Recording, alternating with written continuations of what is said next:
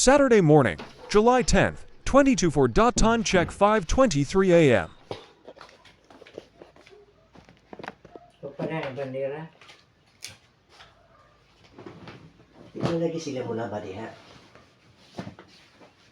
O, pumantos ka may balot yan eh. Oh, sige na ah. Mga inyo natugkang sa adik ka.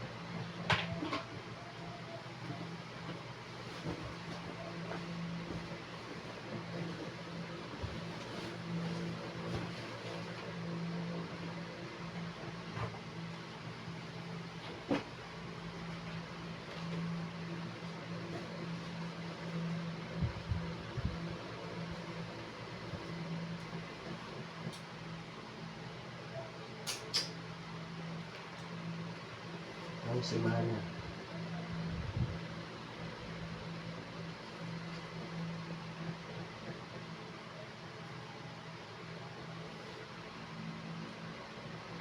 Ang simana na tapos na karong Sabadong balaan.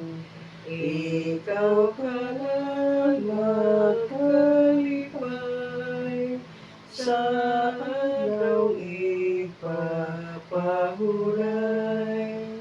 O mani ikaw, Ginoo, o panalangin ni ako sa pagsanto sa Sabado. Ayaw nga labi maayo, kanunay tang panagdoon. O gayot pa salamatan, ang Ginoo manununyon. Naghatag ka pahulayan,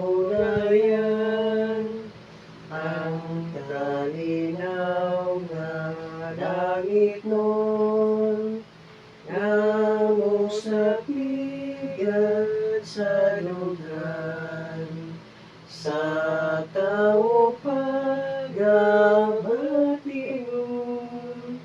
ang gayong kabulahanan.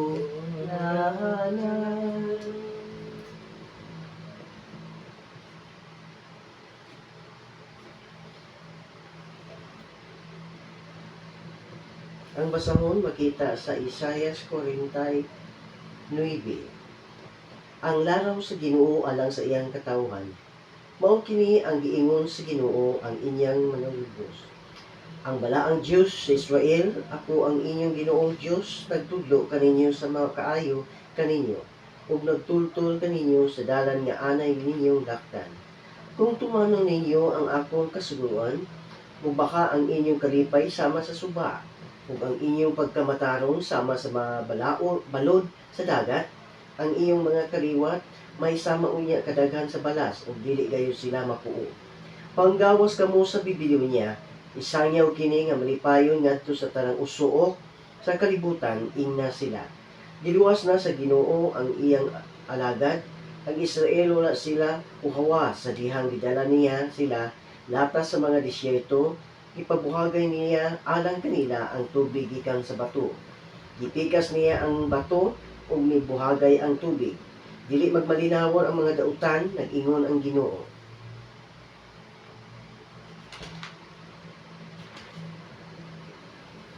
Naot ang Diyos magdalangin sa akong gibasa. Isaias 48.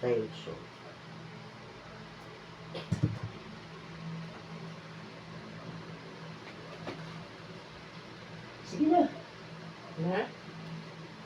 Dali na ito. Kaya na eh.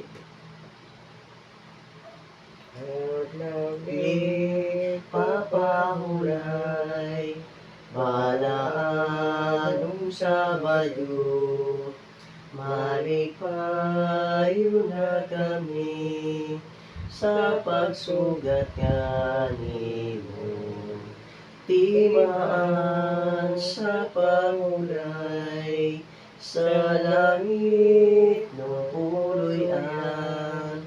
Timaan sa pangulay, sa langit ng puloy-an.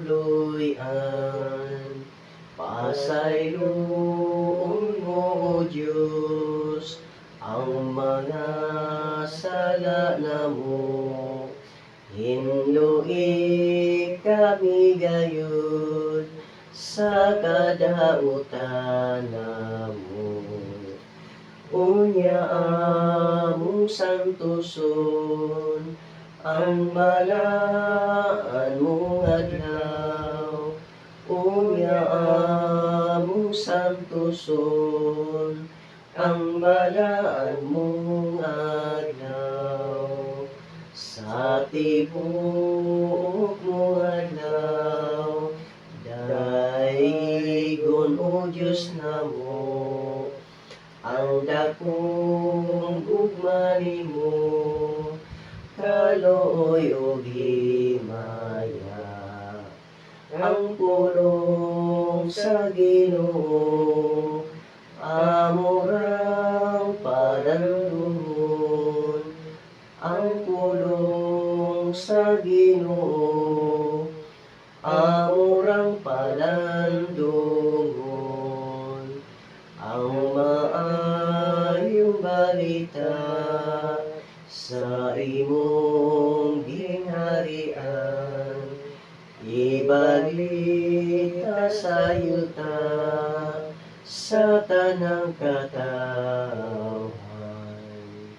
Unya balikan kita sa Ginoo tang Hesus. Unya balikan kita sa Ginoo tang Hesus.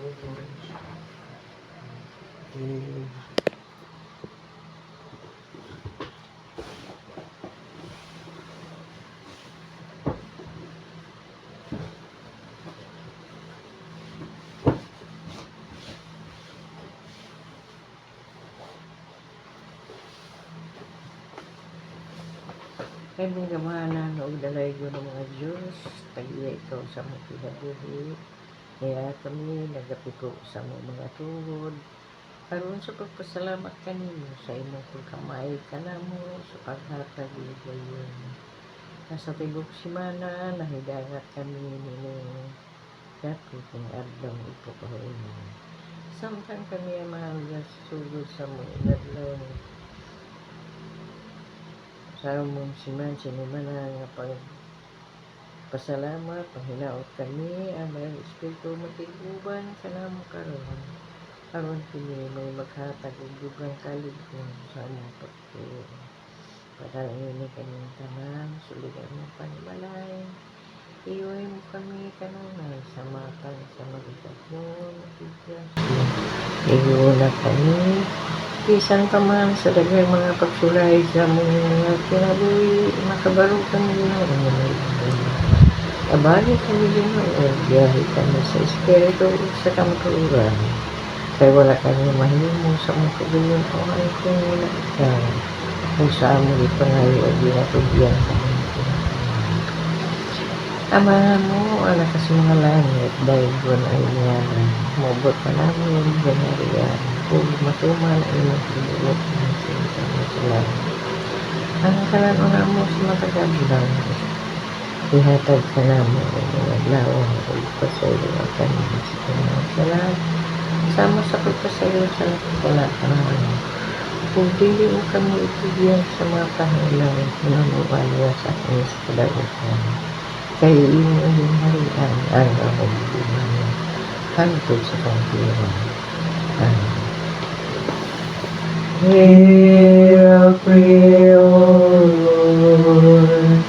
Hear our prayer, O Lord. Incline thy ears to us, and grant